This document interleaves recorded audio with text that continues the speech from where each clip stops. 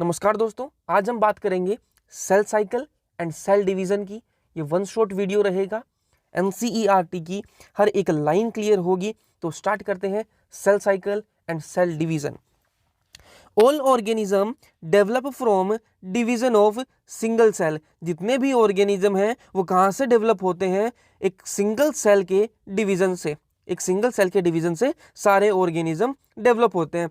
बात करें ह्यूमंस की, तो ह्यूमंस के अंदर जो जाइगोट है वो क्या है? सिंगल सेल है। जाइगोट डिवाइड होगा और क्या डेवलप होगा? जो पूरा ऑर्गेनिज्म जो ह्यूमन है वो पूरा डेवलप होता है। तो जाइगोट एक सिंगल सेल है, तो सिंगल सेल से ही ऑर्गेनिज्म डेवलप होता है। अब बात करें फीचर्स ऑफ सेल साइकिल की। सेल साइकिल के क्या क्या फीचर हैं वो देख लेते हैं। इंपॉर्टेंट पॉइंट है, cell division is a most important event. Cell cycle है, एक पूरी साइकिल है जिसके अंदर अलग अलग इवेंट आते हैं, उसी में से एक इवेंट है cell division. Cell division is a most important, तो सबसे इंपॉर्टेंट फेज है सेल साइकिल के अंदर, वो कौन सा है? सेल डिवीजन है। ठीक है। DNA replication and growth also require. DNA replication भी होना चाहिए और ग्रोथ भी होनी चाहिए। ये अपन आगे देख लेंगे कहाँ डीएनए रेप्लिकेशन होगा, कहाँ ग्रोथ होगी। All events coordinated. जितने भी इवेंट होते हैं सेल साइकिल के अंदर सारे कोऑर्डिनेटेड होते हैं, एक कोऑर्डिनेशन के अंदर होते हैं, इरेगुलर वे में नहीं होते। जैसे एक पहले हो गया एक बाद में होगा, ऐसा कुछ नहीं होता। सारे इवेंट्स कोऑर्डिनेटेड होते हैं और अंडर जेनेटिक कंट्रोल। ठीक है। अब बात करते हैं सेल साइकिल। सेल साइकिल के दो फेज होते हैं, एक होता है इंटरफेज और एक होता है एम फेज। जो इंटरफेज है वो 95% जो ड्यूरेशन है सेल साइकिल की वो किसकी होती है? इंटरफेज की। और 5% ड्यूरेशन होगी एम फेज की। मान लो कि कोई भी सेल है वो 24 आवर ले रही है डिवाइड करने के अंदर, डिवाइड के लिए सेल साइकिल 24 आवर की है किसी सेल के लिए, तो 23 आवर वो सेल कहाँ रहेगी? इंटरफेज के अंदर, और 1 आवर कहाँ रहेगी? वो एम फेज के अंदर। मतलब जो एक्चुअल डिवीजन होता है ना वो तो सिर्फ 1 घंटे ही होगा। अगर किसी सेल की 24 आवर का है सेल साइकिल तो एक्चुअल डिवीजन तो 1 घंटे ही होगा, बाकी 23 आवर वो इंटरफेज में रहेगी। इंटरफेज के अंदर क्या क्या फेज है और एम फेज के अंदर क्या क्या फेज है वो देख लेते हैं। इंटरफेज के अंदर एक है G1 फेज, एस फेज और G2 फेज। ठीक है। एम फेज के अंदर है प्रोफेज, मेटाफेज, एनाफेज और टीलोफेज। अब अपन एक एक को देख लेते हैं। जीवन फेज। जीवन फेज के अंदर क्या होता है? सेल जो है वो मेटाबॉलिकली एक्टिव होती है। ठीक है। सेल जो है वो मेटाबॉलिकली एक्टिव रहेगी। सेल कंटिन्यूअसली ग्रो, और सेल जो है वो कंटिन्यूअसली ग्रो भी करेगी। सेल मेटाबॉलिकली एक्टिव रहेगी जीवन फेज के अंदर और सेल जो है कंटिन्यूअसली ग्रो भी करेगी। एस फेज को एस फेज मतलब सिंथेसिस फेज। इसके अंदर क्या होगा? डीएनए का रेप्लिकेशन होगा। जो अमाउंट ऑफ डीएनए है वो इंक्रीज होगा। कहां पर? एस फेज के अंदर डीएनए रेप्लिकेशन करेगा, अमाउंट ऑफ डीएनए इंक्रीज होगा। G2 फेज, G2 फेज के अंदर क्या होगा? प्रोटीन सिंथेसिस होगी और सेल कंटिन्यूअसली ग्रोथ भी करेगी, ग्रो भी होगी। अब ये तो है किसी नॉर्मल सेल जो होती है उसके अंदर ये फेज चलते हैं। ठीक है। अब एक फेज और आता है G2 फेज के बाद में क्या होगा? एम फेज के अंदर चली जाएगी सेल, नॉर्मल सेल। लेकिन कुछ सेल ऐसी होती हैं जो डिवाइड नहीं करती। ठीक है, वो डिवाइड ही नहीं करती, तो G2 फेज के बाद में वो कहाँ चली जाती हैं? G0 फेज के अंदर चले जाती हैं। देखो पहले सेल कहाँ रहेगी? G1 फेज के अंदर, फिर कहाँ रहेगी? एस फेज के अंदर, फिर जाएगी G2 फेज के अंदर, और G2 फेज से वो कहाँ जाएगी? G2 फेज से वो जाएगी एम फेज के अंदर चली जाएगी। ठीक है। ये एक बात कर रहा हूँ मैं नॉर्मल सेल की। अगर नॉर्मल सेल है तो G2 फेज के बाद में वो चली जाएगी डिवाइडिंग फेज के अंदर, एम फेज के अंदर। लेकिन कुछ सेल होती हैं जो डिवाइड नहीं करती, तो वो G2 फेज के बाद में वो कहाँ चली जाएंगी? G0 फेज या फिर क्यूशंट फेज के अंदर चली जाएंगी। इस फेज के अंदर क्या होता है? सेल जो है वो मेटाबॉलिकली एक्टिव तो होती है। G0 फेज के अंदर सेल जो है वो मेटाबॉलिकली एक्टिव रहेगी, मतलब जिंदा तो रहेगी, लेकिन प्रोलिफरेशन एब्सेंट, मतलब इसके अंदर डिवीजन नहीं होता। उन सेल्स के अंदर डिवीजन नहीं होता। वो सेल जिंदा तो होती हैं लेकिन उनके अंदर डिवीजन नहीं होता। और एग्जाम्पल की बात करें कौन सी सेल होती है ऐसी? वो होती है heart cell. Heart cell divide नहीं करती। ठीक है। फिर आगे चलते हैं। एक टर्म आती है कार्योकाइनेसिस और एक आती है साइटोकाइनेसिस। कार्योकाइनेसिस का मतलब क्या है? Separation of chromosomes. क्रोमोसोम्स का सेपरेशन क्या होता है? कार्योकाइनेसिस। कार्यो वर्ड का मतलब होता है न्यूक्लियस, तो डिवीजन या फिर सेपरेशन ऑफ क्रोमोसोम्स कार्योकाइनेसिस, और साइटोकाइनेसिस का मतलब सेपरेशन ऑफ साइटोप्लाज्म। ठीक है, यहाँ तो कोई इशू नहीं है। फिर मैं आपको कुछ कंफ्यूजन वाली जो चीजें होती हैं वो क्लियर कर देता हूँ। जैसे सिस्टर क्रोमेटिड क्या होता है, नॉन होमोलोगस होमोलोगस क्रोमोसोम्स क्या होते हैं। ठीक है, ये हम अपन डिस्कस कर लेते हैं। बात करें सिस्टर क्रोमेटिड की, तो ये एक क्रोमोसोम है, ये देखो ये क्या है, सेंट्रोमियर है, ठीक है, ये है सेंट्रोमियर, सेंट्रोमियर। अब सेंट्रोमियर है, और ये जो है, ये जो ब्लैक से बना रहा हूं, ये क्या है, काइनेटोकोर। बीच में जो है ये सेंट्रोमियर है, और ये क्या है, काइनेटोकोर, ठीक है, काइनेटोकोर। यहाँ से ये क्रोमेटिड है, ये क्रोमेटिड है, ये काइनेटोकोर से जुड़ी हुई होती हैं, ठीक है। ये क्या है, ये पूरा क्या है, क्रोमोसोम हो गया, ये पूरा क्या है, क्रोमोसोम है, ठीक है। अब इसके अंदर सिस्टर क्रोमेटिड कौन सी होगी और नॉन सिस्टर क्रोमेटिड कौन सी होगी वो देखेंगे अपन। एक क्रोमोसोम में और बना लेता हूं,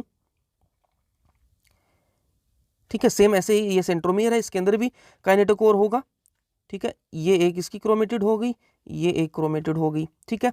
अब जो कौन सा इसके अंदर सिस्टर क्रोमेटिड है और कौन सा नॉन सिस्टर क्रोमेटिड है वो बता देता हूं। ये दोनों आपस में क्या है, सिस्टर क्रोमेटिड, सिस्टर क्रोमेटिड है ये दोनों आपस में, एक क्रोमोसोम की क्रोमेटिड आपस में क्या होती हैं, सिस्टर क्रोमेटिड होती हैं, और ये दोनों आपस में क्या है, नॉन सिस्टर क्रोमेटिड है, नॉन सिस्टर क्रोमेटिड है, ठीक है। ये चीज ध्यान में रखना, एक क्रोमोसोम की क्रोमेटिड है तो सिस्टर क्रोमेटिड, और दो क्रोमोसोम की सिस्टर आपस में बात करें तो वो होती है नॉन सिस्टर क्रोमेटिड। एक चीज क्लियर होगी। अब बात करें होमोलोगस क्रोमोसोम्स कौन से होते हैं और नॉन होमोलोगस क्रोमोसोम्स कौन से होते हैं।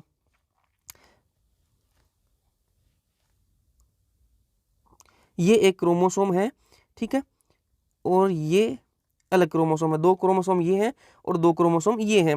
ये जो क्रोमोसोम है ये किसके लिए रिस्पॉन्सिबल है, मान लो ये है स्किन कलर के लिए, स्किन कलर के लिए रिस्पॉन्सिबल है रेड वाले, और जो येलो वाले हैं वो किसके लिए हैं, हाइट के लिए रिस्पॉन्सिबल है, हाइट के लिए, ठीक है।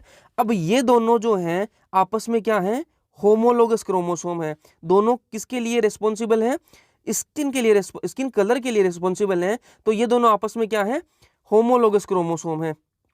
कौन से हैं, होमोलोगस क्रोमोसोम, ठीक है, HMC होमोलोगस क्रोमोसोम है। और ये हाइट के लिए रिस्पॉन्सिबल है येलो वाला, और रेड वाला किसके लिए, स्किन कलर के लिए। तो रेड वाला और येलो वाला आपस में क्या है, non homologous chromosome, non homologous chromosome. अब अगर क्रॉसिंग ओवर होगी, अगर दोनों का मिलन होगा, ठीक है, तो स्किन कलर वाला स्किन कलर के साथ ही मिलेगा, हाइट और स्किन कलर वाला आपस में नहीं मिलेगा। तो जो मिलन का मतलब क्रॉसिंग ओवर होगा, वो क्रॉसिंग ओवर जो होता है वो होमोलोगस क्रोमोसोम्स के बीच में होता है, ना कि non homologous chromosome. Non homologous chromosomes होते हैं उनके अंदर क्रॉसिंग ओवर नहीं होती। ये क्लियर हो गया। नॉन होमोलोगस क्रोमोसोम कौन सा होता है और होमोलोगस क्रोमोसोम कौन सा होता है, सिस्टर क्रोमेटिड और नॉन सिस्टर क्रोमेटिड क्लियर होगी। अब बात करते हैं, जो मैंने आपको बताया यहाँ पे एस फेज के अंदर जो डीएनए का जो कंटेंट बढ़ता है उसके अंदर एक कंफ्यूजिंग क्वेश्चन बनता है, वो देख लो आप। ये एक सेल है, ठीक है, इसके अंदर ये एक क्रोमोसोम है, ठीक है, ये एक सेल है, इसके अंदर दो क्रोमोसोम है, ये एक सेल है, इसके अंदर तीन क्रोमोसोम है, ठीक है। अब इसके अंदर क्रोमोसोम कितने हैं, एक, तो ये कैसा है, हैप्लोइड। इसके अंदर कितने हैं, दो, तो ये कैसा है, डिप्लोइड। इसके अंदर कैसे हैं, कितने हैं, तीन, तो ये क्या है, ट्रिप्लोइड। ऐसे बहुत सारे हो सकते हैं, तो अपन यहाँ से देख लेते हैं। अब इसके अंदर क्या हुआ, सिंथेसिस फेज के अंदर क्या होगा, रेप्लिकेशन होगा। तो इसके अंदर देखो क्रोमेटिड कितने हैं, एक, तो क्या है 1C। तो C का मतलब यहाँ पे क्रोमोस, यहाँ पे बहुत सारे लोग कंफ्यूज होते हैं। C का मतलब क्रोमोसोम नहीं है, क्रोमेटिड है, एक क्रोमेटिड है। यहाँ पे कितने क्रोमेटिड है, दो, तो 2C। यहाँ पे कितने क्रोमेटिड है, तीन क्रोमेटिड, तो 3C। अब उसके अंदर एस फेज के अंदर एनसीईआरटी के अंदर लाइन लिख रखी है कि जो डीएनए का जो कंटेंट है वो डबल हो जाता है एस फेज के अंदर। तो वो कैसे होता है वो देख लो आप, कंफ्यूज मत रहो इसके लिए। ये जो सेल है ये है, अब एस फेज के बाद में ये क्या कैसी हो जाएगी, ये ऐसी हो जाएगी ये सेल, ठीक है, इसके अंदर ये ऐसा हो जाएगा। और ये वाली जो है ये कैसी हो जाएगी, ऐसी ऐसी ऐसी। और ये जो है ये कैसी हो जाएगी, ऐसी ऐसी ऐसी ऐसी ऐसी, और ये ऐसी, ठीक है। अब देखो कंफ्यूजन कहाँ होती है, ये देखो इसके अंदर एक क्रोमेटिड थी, एक क्रोमेटिड। यहाँ पे क्रोमोसोम कितने हैं, क्रोमोसोम डबल नहीं हुए हैं, एक ही क्रोमोसोम है, तो कैसा होगा, हैप्लॉइड है। जैसे यहाँ पर थी वैसी ही यहाँ रहेगी, क्रोमोसोम का नंबर नहीं इंक्रीज हुआ है, किसका नंबर इंक्रीज हुआ है, क्रोमेटिड का नंबर इंक्रीज हुआ है। यहाँ पे कितने क्रोमेटिड थे, एक, यहाँ पे कितने क्रोमेटिड हैं, दो क्रोमेटिड हैं, तो क्या हो गया 2C। तो यह डीएनए का अमाउंट ऑफ डीएनए इंक्रीज हुआ है, ना कि अमाउंट ऑफ क्रोमोसोम। सी का मतलब क्रोमेटिड है, यहाँ पे एक क्रोमेटिड थी, यहाँ पे दो क्रोमेटिड होगी, लेकिन क्रोमोसोम तो एक ही है। यहाँ पे आप देखो नंबर ऑफ क्रोमोसोम कितने हैं, दो, तो 2n, ठीक है, तो डिप्लॉयड है। लेकिन क्रोमेटिड कितने हैं, यहाँ पर कितने थे, दो, और यहाँ पर कितने हो गए, 1 2 3 4, तो 4C। तो जो ये डबल हुआ है, अमाउंट ऑफ डीएनए डबल होगा, ना कि, ठीक है। ये सेम यहाँ पर क्रोमोसोम 3 है तो डिप्लॉयड ट्रिप्लॉयड होगा, और जो अमाउंट ऑफ डीएनए है, क्रोमेटिड की बात कर लें, 1 2 3 4 5 6, तो 6C। तो ये इसका कन्फ्यूजन थी, ये क्लियर कर दिया मैंने। वापस देख लो आप, यहाँ पे जितने यहाँ पर कितने क्रोमोसोम थे, एक क्रोमोसोम, और क्रोमेटिड कितनी थी, एक। यहाँ पे कितनी हो गई, क्रोमोसोम एक ही है, लेकिन क्रोमेटिड का नंबर बढ़ गया, अमाउंट ऑफ डीएनए इंक्रीज होता है। तो ये क्लियर हो गया। अब आगे चलते हैं, बात करेंगे माइटोसिस की। माइटोसिस कैसे होता है, सारा कुछ डायग्राम से देखेंगे। ये सेल है, ठीक है, इसके अंदर हम सबको पता है अंदर क्या होता है, न्यूक्लियस।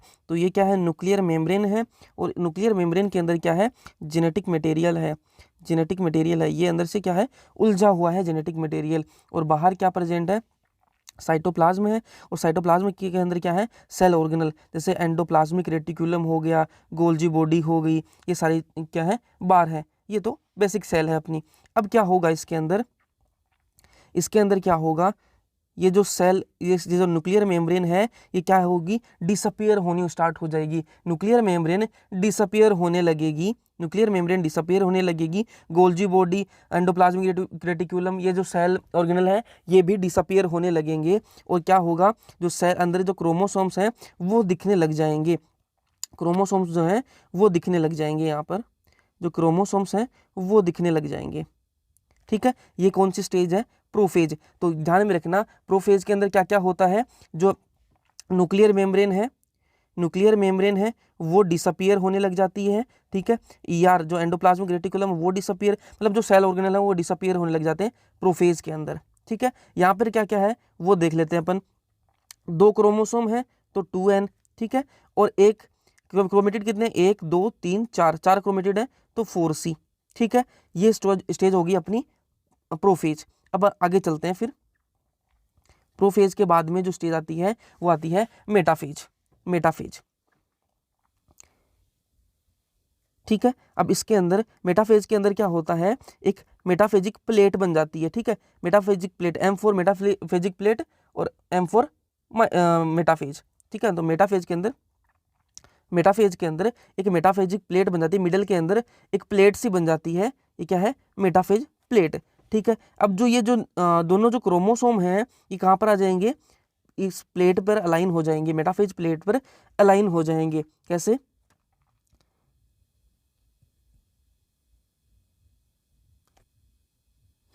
ये देखो ये मेटाफेज प्लेट पर दोनों क्रोमोसोम मेटाफेज प्लेट पर अलाइन हो जाएंगे।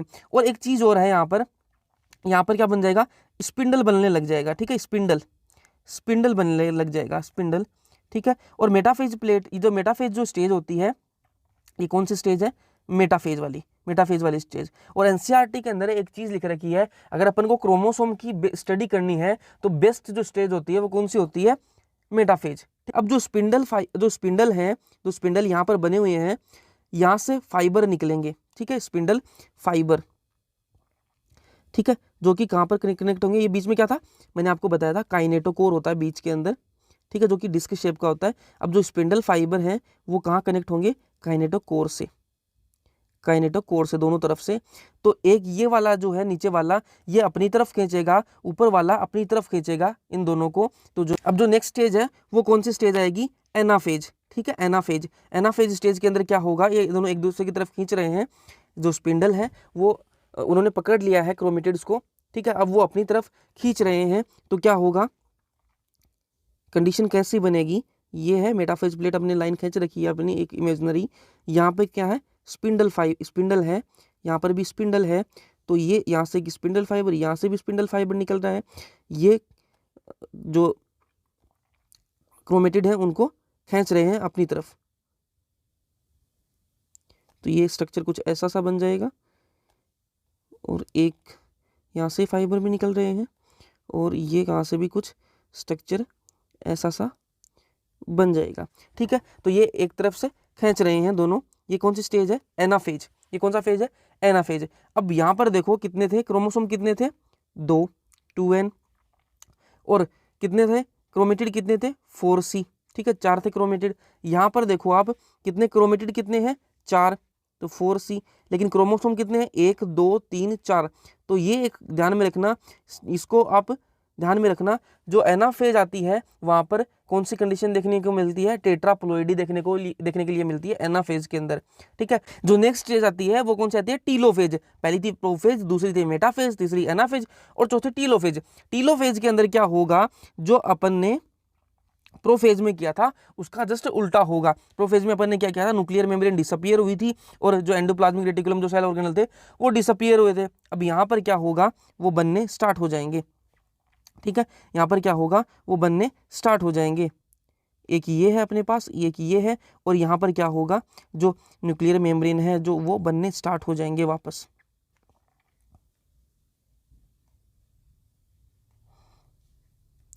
ये बनने वापस स्टार्ट हो जाएंगे। टीलोफेज के अंदर ये जो न्यूक्लियर मेम्ब्रेन है ये वापस बननी, जो प्रोफेज के अंदर डिसअपियर हुई थी न्यूक्लियर मेम्ब्रेन, वो वापस इसके अंदर टीलोफेज के अंदर रीअपियर होनी स्टार्ट हो जाएगी, वापस बननी स्टार्ट हो जाएगी, और जो सेल ऑर्गेनल्स थे वो भी वापस बनने लग जाएंगे। ठीक है, अब क्या होगा? इसके अंदर ये जो है यहाँ से डिवाइड होगी, ये जो सेल है यहाँ से डिवाइड हो जाएगी। तो अपन को क्या मिलेंगी? डॉटर सेल्स मिलेंगी। वो कैसी होंगी? एक ये 2 मिलेंगी, बीच में से डिवाइड हुई हैं, और अंदर क्रोमोसोम है।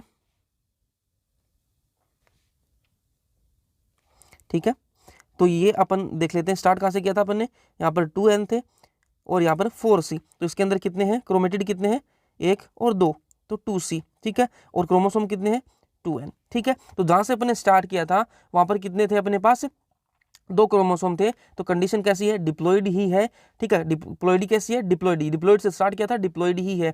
लेकिन जो अपना जो क्रोमेटिड का जो नंबर है, जो डीएनए का जो अमाउंट है, वो आधा हो जाता है किसके अंदर? माइटोसिस के अंदर। मैं एक बार समअप कर देता हूँ पूरी। ये थी सेल अपनी अंदर जो है, ये न्यूक्लियर मेम्ब्रेन है ब्लैक वाली, इसके अंदर क्या है? जेनेटिक मटेरियल जो उलझा हुआ है। बाहर क्या है? साइटोप्लाज्म है, साइटोप्लाज्म के अंदर क्या है? सेल ऑर्गेनल्स प्रेजेंट है। अब इसके अंदर क्या होगा? ये जो सेल न्यूक्लियर मेम्ब्रेन है ये डिसअपियर होने लग जाएगी, और जो बाहर के जो सेल ऑर्गेनल है वो भी डिसअपियर होने लग जाएंगे। किस कंडीशन के अंदर? प्रोफेज के अंदर। प्रोफेज के अंदर और क्या हो जाता है? जो क्रोमोसोम्स हैं वो दिखने लग जाते हैं, और यहाँ पर 2 क्रोमोसोम है। कंडीशन कैसी है? डिप्लॉइड है, और क्रोमेटिड कितने हैं? 4। तो डीएनए का जो अमाउंट है वो कितना? 4c। अब आगे चलें तो जो नेक्स्ट जो स्टेज आती है वो कौन सी आती है? मेटाफेज। मेटाफेज के अंदर मेटाफेजिक प्लेट आती है, और ये जो स्टेज है वो बेस्ट स्टेज होती है क्रोमोसोम को स्टडी करने के लिए। ऊपर यहाँ पर स्पिंडल बनने लग जाते हैं, स्पिंडल फाइबर निकलते हैं स्पिंडल से। जो स्पिंडल फाइबर वो कहाँ अटैच होते हैं? काइनेटोकोर से अटैच होते हैं। काइनेटोकोर से अटैच होकर वो एक दूसरे की तरफ खींचने लग जाते हैं। यहाँ तक क्या हो गए? काइनेटोकोर पर अटैच हो गए स्पिंडल फाइबर। यहाँ पर भी 2 क्रोमोसोम है, 2n, और क्रोमेटिड कितने हैं? 4। ठीक है, फिर जो नेक्स्ट स्टेज आती है वो आती है anaphase. Anaphase A4, anaphase A4 away, मतलब एक दूसरे से दूर जाएंगे। अब जो स्पिंडल फाइबर है वो खींचेंगे इनको, तो जो ये बीच वाली जो ये है ये ब्रेक हो जाएगी। दो आपस में जुड़े हुए थे वो ब्रेक हो जाएंगे और इनको अलग अलग कर देंगे। फिर जो नेक्स्ट स्टेज आती है वो आती है टीलोफेज। टीलोफेज के अंदर क्या होता है? जो प्रोफेज के अंदर हुआ था उसका उल्टा होगा। प्रोफेज के अंदर जो न्यूक्लियर मेम्ब्रेन वो डिसअपियर हुई थी, यहाँ पर वो रीअपियर हो जाएगी। जो सेल ऑर्गेनल थे वो डिसअपियर हुए थे, यहाँ पर वो वापस टीलोफेज के अंदर रीअपियर होंगे, और यहाँ पर डिवीजन होगा सेल का। ठीक है, तो जो इक्वल अमाउंट में डिवीजन हो जाएगा। तो जो अपन को जो नंबर ऑफ क्रोमोसोम है जितने से अपन ने स्टार्ट किया था प्लॉइडी वही रहेगी, जो कंटेंट जो अमाउंट ऑफ डीएनए है वो कम हो जाएगा। ये क्या है? ये अपन ने माइटोसिस कंप्लीट कर लिया। अब माइटोसिस की सिग्निफिकेंस क्या है वो देख लेते हैं अपन। Significance of mitosis, restore nucleocytoplasmic ratio. किस चीज के लिए काम आता है माइटोसिस? जो न्यूक्लियोसाइटोप्लाज्मिक रेशियो है वो मेंटेन रहे। ठीक है। अगर सेल सेल सेल है, सेल ग्रोथ करी, ठीक है, सेल के अंदर साइटोप्लाज्म का जो अमाउंट है वो इंक्रीज हो गया, ठीक है, और न्यूक्लियस जो न्यूक्लियोप्लाज्म है उसका अमाउंट कम रह गया, तो उसका एक रेशियो होता है जो कि बराबर होना चाहिए ग्रोथ के अंदर। अगर मतलब रेशियो जो है वो डिसबैलेंस हो गया तो उसको बैलेंस करने के लिए ये माइटोसिस होती है। पहली चीज तो ये होगी। दूसरा जो काम है सेल रिपेयर करने का। मान लो कहीं चोट लग गई, ठीक है, स्किन पर चोट लग गई अपन को, तो थोड़े दिन बाद में क्या होता है, जो वाउंड होता है वो ठीक हो जाता है और जो स्किन थी वो अपनी पहली जैसी हो जाती है। तो किस वजह से होती है, सेल को रिपेयर करता है ये जो माइटोसिस है, इसी की वजह से। Division in meristematic tissue, meristematic tissue कहाँ होता है, प्लांट्स के अंदर। तो प्लांट्स के अंदर जो ग्रोथ होती है उसके अंदर जो डिवीजन होता है मेरिस्टेमेटिक टिश्यू, वहाँ माइटोसिस काम आती है। अब एक जो इंपॉर्टेंट लाइन है वो ध्यान में रख लेना, माइटोसिस जनरली अकर इन डिप्लॉयड सेल। माइटोसिस जनरली कहाँ होती है, डिप्लॉयड सेल के अंदर होती है। माइटोसिस जनरली कहाँ होती है, डिप्लॉयड सेल के अंदर, but sometimes in haploid cells, लेकिन कई बार कहाँ होती है, हैप्लॉयड सेल्स के अंदर भी होती है। जैसे मेल हनीबी, मेल हनीबी कौन होता है, ड्रोन्स। म्योसिस फर्स्ट की बात करेंगे, फिर अपन माइटोसिस कंप्लीट कर लिया। अब म्योसिस फर्स्ट होता है, म्योसिस सेकंड होता है। म्योसिस फर्स्ट देख लेते हैं। इसके अंदर म्योसिस फर्स्ट के अंदर जो प्रोफेज होता है ना, प्रोफेज 1, ठीक है, उसके अंदर 5 होती हैं, जो 5 कंडीशंस होती हैं। एक होती है लेप्टोटीन, जाइगोटीन, पेकाइटिन, डिप्लोटीन और डायकाइनेसिस, ठीक है, ये प्रोफेज के ही पार्ट्स हैं। तो इसको याद रखने के लिए आप ऐसे याद रख सकते हो, ला जरा पानी दे दे, ठीक है, तो आपको याद रह जाएगा, सीक्वेंस याद रह जाएगा। तो लेप्टोटीन के अंदर क्या होता है, जो लेप्टोटीन स्टेज होती है इसके अंदर क्या होता है, क्रोमोसोम्स जो होते हैं वो विजिबल हो जाते हैं। देखो प्रोफेज के अंदर तो कंडीशन तो वही है ना, जैसे अपन ने अभी पढ़ाया, अपन ने माइटोसिस पढ़ाया, उसके अंदर क्या था, ये अंदर जो उलझा हुआ है अपना जेनेटिक मटेरियल, ठीक है, ये सेल है, इसके अंदर जेनेटिक मटेरियल उलझा हुआ है। अब प्रोफेज फर्स्ट स्टार्ट हुआ है म्योसिस का, तो जो प्रोफेज फर्स्ट के अंदर जो पहली जो स्टेज आती है वो कौन सी आती है, लेप्टोटीन, ठीक है। इसके अंदर क्या होगा, क्रोमोसोम्स जो होते हैं वो विजिबल हो जाते हैं, क्रोमोसोम्स दिखने लग जाते हैं अंडर लाइट माइक्रोस्कोप के नीचे अपन क्रोमोसोम्स देख सकते हैं। लेप्टोटीन स्टेज के अंदर क्रोमोसोम्स ऐसे देख सकते हैं अपन, ठीक है। फिर जो नेक्स्ट स्टेज आती है वो आती है जाइगोटीन, ठीक है। जाइगोटीन के अंदर क्या होता है, pairing start between homologous chromosomes. मैंने अभी आपको बता दिया था कि होमोलोगस क्रोमोसोम कौन से होते हैं और नॉन होमोलोगस क्रोमोसोम कौन से होते हैं। तो जो होमोलोगस क्रोमोसोम होते हैं ना, उनके बीच में पेयरिंग स्टार्ट हो जाती है, आपस में जुड़ने लग जाते हैं वो, और उस उनको जुड़ने को क्या बोलते हैं अपन, स्नैप्सिस। ध्यान में रखना ये वर्ड, स्नैप्सिस किसको बोलते हैं, दो होमोलोगस क्रोमोसोम आपस में जुड़ते हैं, दो होमोलोगस क्रोमोसोम्स का आपस में मिलन होता है, उसको अपन क्या बोलते हैं, स्नैप्सिस बोलते हैं। अब उसी पूरे कॉम्प्लेक्स को क्या बोलते हैं अपन, स्नैप्टोनेमल कॉम्प्लेक्स बोलते हैं। उसी को अपन टेट्राड और बाइवेलेंट भी बोलते हैं। टेट्राड क्यों, एक, अब ये देखो, ये 2 क्रोमोसोम है, होमोलोगस क्यों बोल रहा हूं, मान लो दोनों स्किन कलर के लिए रिस्पॉन्सिबल है, और एक मदर से आया, एक फादर से आया है और एक मदर से आया है, दोनों ही स्किन कलर के लिए रिस्पॉन्सिबल हैं। तो ये कौन से हो गए, ये क्रोमोसोम होमोलोगस क्रोमोसोम हो गए, आपस में जुड़े हुए हैं। तो ये क्या है, स्नैप्सिस है ये कंडीशन, और ये पूरा कॉम्प्लेक्स क्या हो गया, ये पूरा कॉम्प्लेक्स क्या हो गया, स्नैप्टोनेमल कॉम्प्लेक्स हो गया। अब टेट्राड क्यों बोला जा रहा है इसको, 1 क्रोमेटिड, 2 क्रोमेटिड, 3 क्रोमेटिड, 4 क्रोमेटिड, तो 4 क्रोमेटिड है तो टेट्राड, और ये पूरा क्या हो गया, बाइवेलेंट, ठीक है, एक ही चीज है। स्नैप्सिस कंडीशन को क्या बोलते हैं, स्नैप्सिस, पूरे को स्नैप्टोनेमल कॉम्प्लेक्स, बाइवेलेंट या फिर टेट्राड। यहां तक क्लियर है जाइगोटीन। फिर आगे चलते हैं, जो नेक्स्ट आती है पेकाइटिन, ठीक है, ला जरा पानी दे दे, तो अपने हो गया लेप्टोटीन हो गया, फिर अपने पढ़ लिया जाइगोटीन, अब पढ़ेंगे अपन पेकाइटिन। पेकाइटिन के अंदर क्या क्या होता है, टेट्राड जो बना है। अब ये जो यहाँ पर जो टेट्राड बना है, जाइगोटीन के अंदर बन तो जाता है, लेकिन जो वो क्लियरली विजिबल कहाँ होता है, पेकाइटिन के अंदर। जाइगोटीन के अंदर टेट्राड बन गया, लेकिन वो क्लियरली विजिबल कहाँ होता है, पेकाइटिन के अंदर क्लियरली विजिबल हो जाता है टेट्राड, ठीक है। क्रॉसिंग ओवर अकर, क्रॉसिंग ओवर क्या होता है, अब मिलन हो गया, मिलन यहाँ पर स्नैप्सिस बना था, मिलन हो गया। अब मिलन होने के बाद में कुछ चीजों का आदान प्रदान होगा, कुछ इसके पास होगा वो दूसरे को दे देगा, दूसरे के पास जो होगा वो पहले को दे देगा। अभी देखो यहाँ पर ये जो है स्किन कलर के लिए रिस्पॉन्सिबल, मैंने आपको बताया था, मान लेते हैं स्किन कलर के ये लिए रिस्पॉन्सिबल है, ये फादर से आया है और ये मदर से आया है। अब दोनों आपस में जुड़े हुए हैं। क्रॉसिंग ओवर के अंदर क्या होगा, मान लो इनका फादर का कलर कैसा है, डार्क है, और मदर का कलर कैसा है, लाइट है, तो कैसा क्या होगा, इसके अंदर जो था वो इसको देगा और इसके अंदर जो था वो इसको देगा। ये क्या है, क्रॉसिंग ओवर है। मतलब मटेरियल का आदान प्रदान क्या है, क्रॉसिंग ओवर है। अब इस क्रॉसिंग ओवर की जो प्रोसेस है, ये जो क्रॉसिंग ओवर है, ये कौन सी कैसी प्रोसेस होती है, एंजाइम मीडिएटेड प्रोसेस होती है। क्रॉसिंग ओवर जो होती है ये कैसी प्रोसेस होती है, क्रॉसिंग ओवर जो होती है वो कैसी प्रोसेस होती है, एंजाइम मीडिएटेड प्रोसेस होती है। और इसके अंदर जो एंजाइम यूज होता है वो कौन सा होता है, रिकॉम्बिनेज। ध्यान में रखना, जो क्रॉसिंग ओवर होती है वो कैसी होती है, एंजाइम मीडिएटेड प्रोसेस होती है, और उसके अंदर एंजाइम कौन सा यूज होता है, रिकॉम्बिनेज। ठीक है, यहां तक क्लियर है। फिर आगे चलते हैं, डिप्लोटीन। डिप्लोटीन के अंदर क्या होता है, dissolution of synaptonemal complex. Dissolution of synaptonemal complex. Synaptonemal complex कहां बना था, जाइगोटीन के अंदर बन गया था स्नेप्टोनेमल कॉम्प्लेक्स। ठीक है, अब इसका क्या होगा, डिसोल्यूशन होगा, मतलब ये टूटने लग जाएगा स्नेप्टोनेमल कॉम्प्लेक्स। और जब टूटेगा तो एक अक्ष शेप का स्ट्रक्चर बनेगा। जब ये स्नेप्टोनेमल कॉम्प्लेक्स आपस में टूटेगा तो दोनों अलग होंगे, तो एक अक्ष शेप का स्ट्रक्चर बनेगा, उसको बोलेंगे, ध्यान में रखना ये वर्ड, कायस्मेटा। कायस्मेटा बनेगा। जब सिम्प्टोनेमल कॉम्प्लेक्स आपस में टूटने लगेगा तो एक अक्ष शेप का स्ट्रक्चर बनेगा, कायस्मेटा। कायस्मेटा कहां बनता है, डिप्लोटीन स्टेज के अंदर। अब ये एक इंपॉर्टेंट लाइन है एनसीईआरटी के अंदर, ध्यान में रखना, इन oocyte ऑफ सम वर्टिब्रेट। कुछ वर्टिब्रेट्स की oocyte के अंदर diplotene can last for few months और ईयर्स। कुछ वर्टिब्रेट्स हैं जिनकी जो oocyte है वो डिप्लोटीन स्टेज के अंदर कुछ महीनों या फिर कुछ सालों तक भी रह सकती हैं, तो ये ध्यान में रखना ये लाइन। फिर आती है डायकाइनेसिस। अपन ने लेप्टोटीन पढ़ लिया, जाइगोटीन पढ़ लिया, पेकाइटिन पढ़ लिया, डिप्लोटीन पढ़ लिया, पढ़ेंगे डायकाइनेसिस। डायकाइनेसिस के अंदर क्या होता है, टर्मिनलाइजेशन ऑफ काइस्मेटा। डिप्लोटीन के अंदर यह टूटने लगता है, लेकिन पूरी तरह कहाँ टूटेगा, डायकाइनेसिस के अंदर पूरी तरह टूट जाएगा। जो काइस्मेटा अपना बना था, जो काइस्मेटा है, जो एक्सेप्ट का जो स्ट्रक्चर बना था डाइप्लोटीन के अंदर, वो डायकाइनेसिस के अंदर टूट जाता है। एनसीईआरटी की हर एक लाइन क्लियर हो रही है। अब बात करेंगे अपन डायग्राम से, पढ़ेंगे पूरी मियोसिस की स्टेज कैसे क्या होता है। ये एक सेल है, ठीक है, सेल के अंदर आपको सबको पता है न्यूक्लियस होता है, ये न्यूक्लियर मेम्ब्रेन है, और इसके अंदर जेनेटिक मटेरियल है जो कि ऐसे उलझा हुआ है, और बाहर क्या है, साइटोप्लाज्म है। साइटोप्लाज्म है, और साइटोप्लाज्म के अंदर सेल ऑर्गेनल है, ERGB, ठीक है, ये सब अंदर है, गोल्जी बॉडी, ये सब अंदर है, जो सेल ऑर्गेनल होते हैं वो सारे हैं।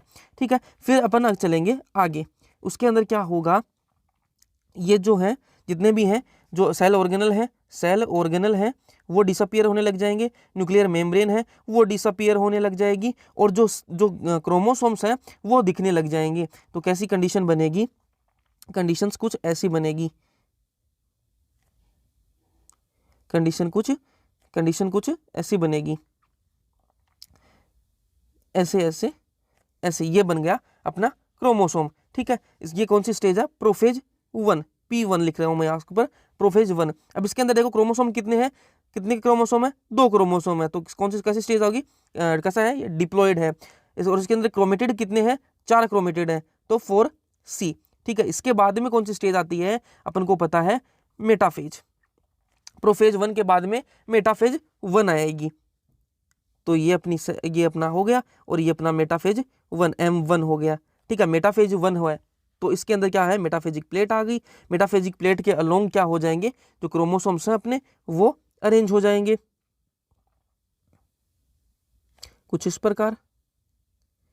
ये देखियो, ये हो गए, ये देखो, ये हो गए अपने क्रोमोसोम्स, इसके अलोंग हो गए मेटाफेज प्लेट के। और यहाँ पर क्या होते हैं, स्पिंडल, ओके, स्पिंडल हो गए, और जो स्पिंडल फाइबर है वो यहाँ से निकलेंगे, काइनेटोकोर पर अटैच होंगे।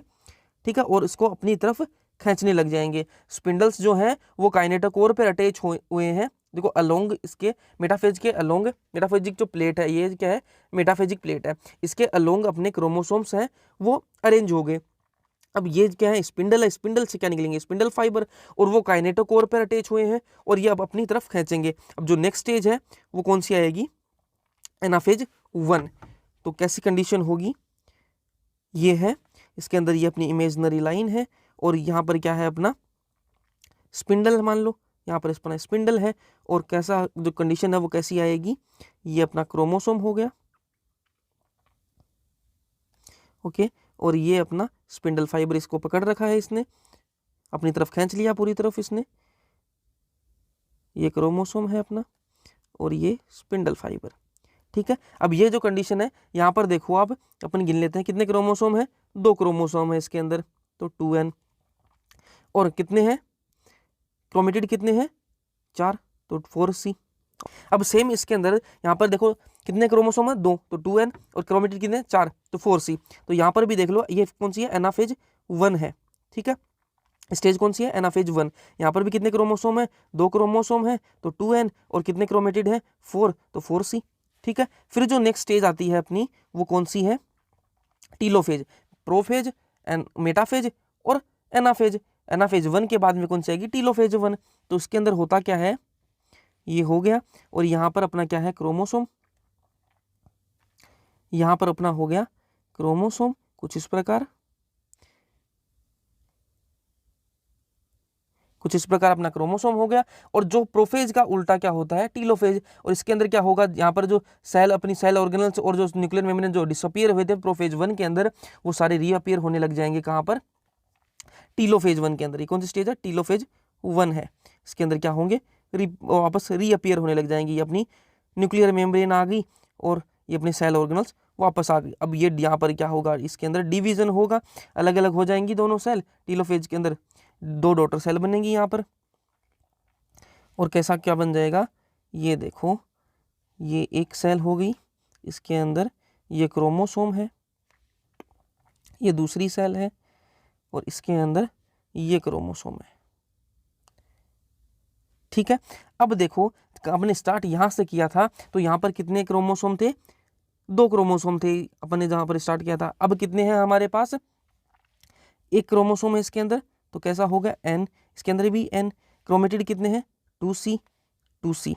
जब अपन ने स्टार्ट किया था प्रोफेज 1 तो कितने क्रोमोसोम थे, 2n। अब कितने हैं हमारे पास, n। तो यहाँ पर कंडीशन कैसी थी, डिप्लॉइड। और मियोसिस के एंड होने तक क्या कंडीशन आ गई अपने पास, हैप्लॉइड सेल बनी अपने पास। ये कैसे क्या हो गया, अपना मियोसिस 1 कंप्लीट हो गया। अब ये जो सेल है ये कहाँ जाएगी, मियोसिस 2 के अंदर। तो अपन बात करेंगे मियोसिस सेकंड की। मियोसिस फर्स्ट के अंदर अपन को क्या मिली है, एक डॉटर सेल ले लेते हैं अपन मियोसिस फर्स्ट की, ये मिला है अपन को, और इसके अंदर क्या है, क्रोमोसोम है ये, ठीक है। यही तो अपन को मिला है मियोसिस फर्स्ट के अंदर। मियोसिस सेकंड के अंदर देख लेते हैं अपन कैसे क्या चलेगा, बिल्कुल माइटोसिस जैसा ही चलेगा। और ये साइड में क्या है, न्यूक्लियर मेम्ब्रेन है, और ये सेल ऑर्गेनल्स है, ठीक है। अब इसके अंदर क्या होगा, प्रोफेज सेकंड की बात करेंगे, P2 लिख लेता हूं मैं इसको, प्रोफेज सेकंड। वही सारा सीन होगा, न्यूक्लियर मेम्ब्रेन जो है वो डिसअपीयर होगी, और जो सेल ऑर्गेनल्स हैं वो डिसअपीयर होंगे। और क्या कंडीशन बनेगी, ये जो अपना जो क्रोमोसोम है वो कुछ ऐसा सा हो जाएगा, ठीक है। ये कंडीशन कौन सी है, प्रोफेज सेकंड। फिर आगे जो नेक्स्ट स्टेज आती है वो कौन सी आती है, मेटाफेज। मेटाफेज के अंदर क्या होता है, M2 लिख लेता हूँ मैं मेटाफेज को। मेटाफेज के अंदर क्या होता है, मेटाफेजिक प्लेट बनती है, और मेटाफेजिक प्लेट पर क्या आता है, अपना क्रोमोसोम आ जाता है कुछ इस प्रकार से। यहाँ पर क्या बनते हैं, स्पिंडल फाइबर बनते हैं, स्पिंडल बनते हैं, और स्पिंडल से क्या निकलेगा, स्पिंडल फाइबर निकलेगा, और वो काइनेटोकोर से अटैच होगा, ठीक है। और ये क्या कौन सी कंडीशन होगी, M2 मतलब मेटाफेज सेकंड। फिर नेक्स्ट जो स्टेज आती है वो आती है एनाफेज सेकंड, ठीक है। इसके अंदर क्या होगा, ये अपना हो गया, और इसके अंदर क्या है, ये अपनी इमेजिनरी लाइन मान लो, ठीक है। और यहाँ पर क्या था, अपना स्पिंडल था, ठीक है, स्पिंडल है, और यहाँ पर स्पिंडल है, यहाँ पर स्पिंडल है, यहाँ पर स्पिंडल है, यहाँ पर स्पिंडल है। दोनों अपनी तरफ खींचेंगे, दोनों आपस इनको खींचेंगे, तो बीच में से जो ये जो क्रोमोसोम जो क्रोमेटिड्स है ये आपस में ब्रेक हो जाएंगी, और जो स्ट्रक्चर है वो कैसा सा बन जाएगा, कुछ ऐसा, 1 मिनट, कुछ इस प्रकार का जो स्ट्रक्चर है वो अपन को देखने के लिए मिलेगा। ये स्पिंडल फाइबर है, और ये क्या हो गया, क्रोमेटिड। कुछ इस प्रकार से एक दूसरे की तरफ खींचने लग जाएंगे। ये कौन सी स्टेज है अपनी, एनाफेज सेकंड। फिर जो नेक्स्ट स्टेज आती है बिल्कुल माइटोसिस जैसी है, जो नेक्स्ट स्टेज आती है वो कौन सी है, टीलोफेज सेकंड। टीलोफेज सेकंड के अंदर क्या होता है, ये अपने क्रोमोसोम है, और मैंने आपको बता दिया टीलोफेज किसकी उल्टी होती है, प्रोफेज की उल्टी होती है स्टेज। मतलब यहाँ पर क्या हुआ, जो न्यूक्लियर मेम्ब्रेन और जो सेल ऑर्गेनल डिसअपीयर हुए थे प्रोफेज सेकंड के अंदर, वो वापस रीअपीयर होंगे कहाँ पर, टीलोफेज सेकंड के अंदर, ठीक है। वापस रीअपीयर होने लग जाएंगे, वापस रीअपीयर होंगे। ये कौन सी स्टेज है, टीलोफेज सेकंड, ठीक है। इसकी यहाँ पर फिर डिवाइड होगा, जो अपने को जो डॉटर सेल मिलेंगी वो कैसी होंगी, 2 होंगी, और कैसी होंगी, उनके अंदर ये अपना क्या हो गया, क्रोमोसोम हो गया। अपन को मिलेंगी वो क्या मिलेंगी, 2 डॉटर सेल मिलेंगी। अब इनके अंदर क्या क्या हुआ है वो देख लेते हैं। जब अपन ने स्टार्ट किया था तो यहाँ पर कितने थे, क्रोमोसोम कितने हैं, एक, तो N, ठीक है, मतलब हैप्लॉइड है। और क्रोमेटिड कितने थे, 2C, ठीक है, अपन ने यहाँ से स्टार्ट किया था। तो मेटाफेज के अंदर क्या होता है, मेटाफेज के अंदर प्लोइडी थोड़ी ना चेंज होती है, मियोसिस के अंदर प्लोइडी चेंज होती है, ठीक है, लेकिन माइटोसिस के अंदर प्लोइडी चेंज नहीं होती। और मैंने आपको बताया था जो M2 होता है वो कैसा होता है, मियोसिस जो सेकंड होती है वो माइटोसिस जैसा ही होता है, तो प्लोइडी यहाँ पर भी चेंज नहीं होगी, देख लेना। क्रोमोसोम कितने हैं मेटाफेज सेकंड के अंदर, मेटाफेज सेकंड के अंदर क्रोमोसोम एक है, और कितने क्रोमेटिड है, 2, 2C। यहाँ पर क्रोमेटिड कितने हैं, 2, तो 2C, और 2 तो 2N। फिर यहाँ पर जो कंडीशन है ये देखो, यहाँ पर क्या है, जो अपनी डॉटर सेल्स बनी है, यहाँ पर कितने क्रोमोसोम है, एक, और यहाँ पर कितने हैं, एक। अपन स्टार्ट कहाँ से किया था, यहाँ से स्टार्ट किया था, एक क्रोमोसोम था अपने पास, एक क्रोमोसोम है, कितने क्रोमेटिड है, एक, 1C 1C, तो हाफ हुआ, जो डीएनए का अमाउंट है वो हाफ हो गया, और जो क्रोमोसोम है वो एज इट इज है। तो ये थी माइटोसिस और मियोसिस। अब मियोसिस का जो सिग्निफिकेंस है वो क्या है, सिग्निफिकेंस ऑफ मियोसिस देख लेते हैं अपन। सिग्निफिकेंस ऑफ मियोसिस, मियोसिस का सिग्निफिकेंस क्या है, तो मियोसिस का जो सिग्निफिकेंस है वो क्या है, जेनेटिक वेरिएशन, जेनेटिक वेरिएशन के लिए इंपॉर्टेंट है क्या, क्योंकि क्रॉसिंग ओवर कहाँ हो रही है, क्रॉसिंग ओवर मियोसिस के अंदर ही तो क्रॉसिंग ओवर होती है, तो क्रॉसिंग ओवर हो रही है, इसलिए जेनेटिक वेरिएशन कहाँ से आएंगे, मियोसिस से आएंगे। तो ये मियोसिस इंपॉर्टेंट है क्योंकि जेनेटिक वेरिएशन के लिए। तो ये अपना कंप्लीट हो गया cell cycle and cell division. Free notes आपको मिल जाएंगे मेरे टेलीग्राम चैनल पर, लिंक डिस्क्रिप्शन में है, चैनल को सब्सक्राइब कर लेना, ऐसे सारे चैप्टर्स बायोलॉजी के क्लियर हो जाएंगे आपके। Thank you so much.